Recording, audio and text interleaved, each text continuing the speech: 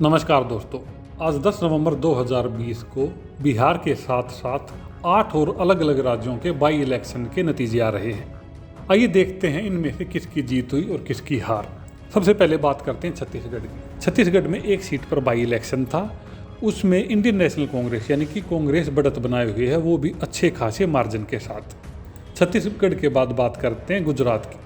गुजरात में दोस्तों 8 सीटों के ऊपर बाई इलेक्शन था।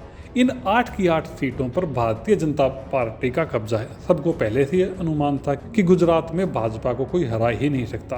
भाजपा बहुत ही अच्छे मार्जिन के साथ आगे चल रही है। गुजरात के बाद बात करते हैं हरियाणा की। हरियाणा में भी एक सीट के ऊपर बाई इलेक्शन था और उस एक सीट के ऊपर इंडियन नेशनल कांग्रेस यानी कि कांग्रेस अच्छी खासी बढ़त के साथ आगे चल रही है। नंबर 2 पर है भाजपा। हरियाणा के बाद बात करते हैं झारखंड की। झारखंड में दोस्तों 2 सीटों के ऊपर बाई इलेक्शन था। इन दोनों सीटों में एक के ऊपर भारतीय जनता पार्टी और दूसरे के ऊपर कांग्रेस अपनी बढ़त बनाए हुए हैं।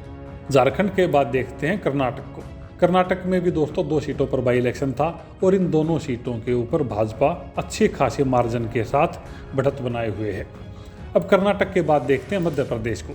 मध्य प्रदेश में दोस्तों 28 सीटों के ऊपर बाई इलेक्शन था।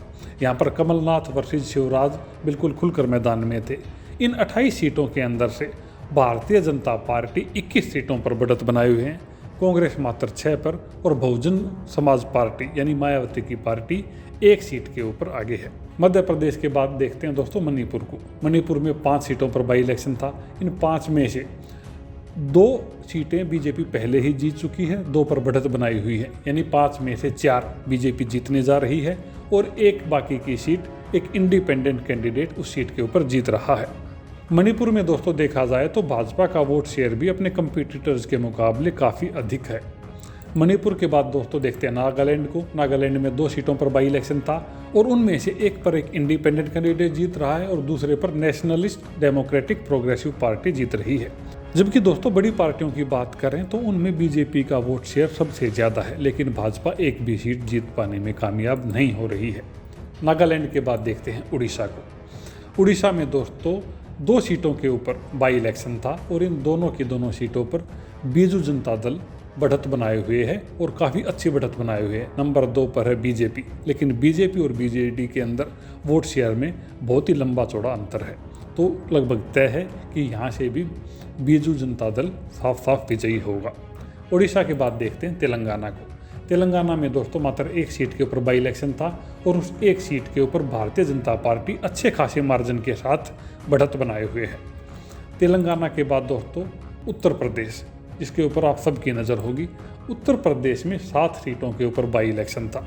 इन 7 सीटों के अंदर से 6 सीटों पर भारतीय जनता पार्टी यानी योगी आदित्यनाथ बढ़त बनाए हुए हैं, जबकि 1 सीट के ऊपर समाजवादी पार्टी यानी अखिलेश यादव की पार्टी।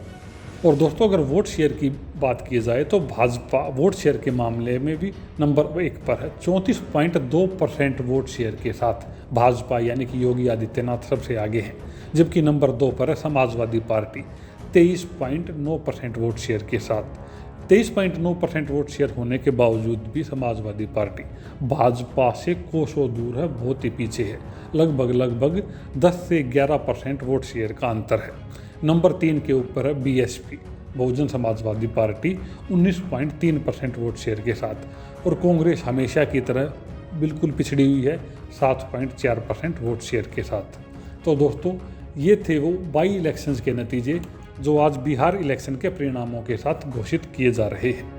धन्यवाद।